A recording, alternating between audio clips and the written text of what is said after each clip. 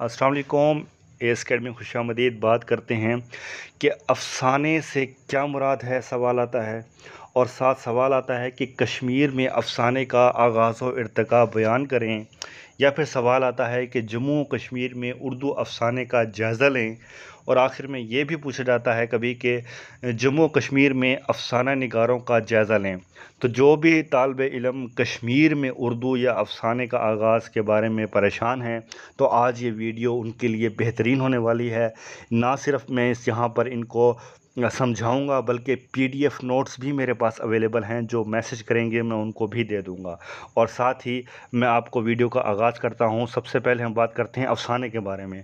तो अफ़साना अदब की एक नसरी सनफ़ है जो ज़िंदगी के किसी एक पहलू या वाक़ये को मुख्तसर और दिलचस्प अंदाज में बयान करती है। अफ़साने में किसी के किरदार के एक रुख को उजागर किया जाता है और इसमें वाहिदत तासुर को ख़ास अहमियत हासिल होती है। अब हम बात करते हैं इसका आगाज़ व इर्तिका क्या था। तो देखें, जम्मू कश्मीर में जब हम उर्दू मुख्तसर अफ़साने का जायज़ा लेते हैं तो अंदाज़ा होता है कि यहाँ अफ़साने की इब्तिदा 1931 या 32 से शुरू होती है। हिंदुस्तानी अदब में 1936 को बड़ी अहमियत हासिल है, क्योंकि इसी ज़माने में तरक्की पसंद तहरीक अदब में दाखिल हुई। अब तक जो अदब महज़ रूह को तस्कीन पहुंचाने का एक ज़रिया था, अब इससे तामीरी काम भी ले जाने लगे। इस तहरीक ने हर अदीब और शायर को मुतासिर किया। अब अदब का एक मकसद था, और मकसद था ज़िंदगी की बुनियादी मसाइल की तर्जुमानी करना, मसलन भूख, गुर्बत, ग़ुलामी और समाजी बस्ती के ख़िलाफ़ आवाज़ उठाना था। इस तहरीक ने मुल्क को कोने कोने में हिंदुस्तान की कम व बेश तमाम ज़बानों को, अदीबों को मुतासिर किया। मुल्क के दूसरे कई हिस्सों को साथ साथ रियासत जम्मू कश्मीर के अदीबों, शायरों और अफ़साना निगारों ने भी अपने असरी मसाइल को अपनी अपनी तहरीरों में उभारने की कोशिश की। तो ये इसका आगाज़ व इर्तिका था। लेकिन जो पीडीएफ नोट्स हैं उसके अंदर मैंने पूरे डिटेल्स में लिखा हुआ है, जो आपका 20 नंबर का सवाल जो है आसानी से कवर हो जाएगा। अब हम आगे बात करते हैं इनके अफ़साना निगार। तो पहले हैं प्रेम नाथ परदेसी, जो कि सबसे पहले अफ़साना निगार प्रेम नाथ परदेसी हैं, जिनके अफ़साने ने फ़न पर पूरा उतरते हैं। प्रेम नाथ परदेसी शुरू में अदब बराए अदब के कायल थे, मगर बाद में प्रेमचंद के अफ़साने कफ़न, जो कि 1936 में, और अंगारे की इशाअत से इनकी अफ़साना निगारी में एक नया मोड़ आया। अंगारे और कफ़न की इशाअत से फिर इन्हें ये इस बात का एहसास हुआ कि अदब बराए अदब का नज़रिया ज़िंदगी के हक़ाइक़ को समझने के लिए काफ़ी नहीं है। इसलिए इन्होंने रिजत पसंदी, रोमानियत, दाखिलियत, फ़रारियत और तसव्वुर परस्ती के ख़यालात को तुर्क करके अदब के ख़ारजी यानी कि बाहर की दुनिया और अफ़ादी पहलुओं पर तवज्जो देनी शुरू कर दी।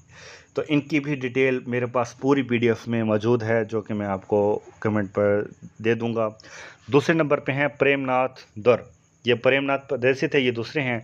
और प्रेमनाथ परदेसी के बाद जिस अफ़साने निगार का ख़ास तौर पर नाम लिया जाता है वो प्रेमनाथ दर का है। वो भी आज़ाद कश्मीरी की तहरीक का एक हिस्सा रहे हैं। प्रेमनाथ दर की ज़िंदगी का बेशतर हिस्सा अगरचे कश्मीर से बाहर गुज़रा, लेकिन वो किसी हाल में भी कश्मीर को नहीं भूले।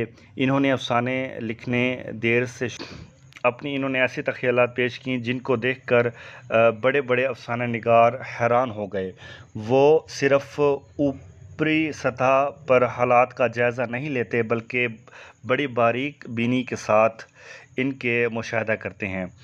वो अवाम का दुख दर्द और जुल्म, बेचारगी, चालाकी की तह तक जाने की कोशिश करते हैं। अगले हैं कश्मीरी लाल ज़ाकिर। प्रेमनाथ परदेसी और प्रेमनाथ दर के बाद रियासत के एक और अफ़साना निगार कश्मीरी लाल ज़ाकिर हैं। इन्होंने ज़्यादातर तरक्की पसंद रहजनात को अपने अफ़सानों में समोने की कोशिश की है।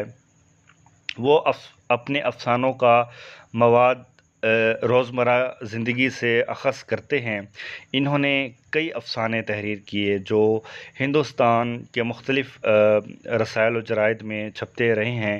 ان کے افسانوں کا پہلا مجموعہ جب کشمیر جل رہا تھا 1947-48 میں شائع ہوا۔ اگلے ہیں سوم ناتھ زتشی۔ ریاست جموں کشمیر میں اردو افسانے کے ارتقاء میں سوم ناتھ زتشی کا نام بھی خاص اہمیت کا حامل ہے۔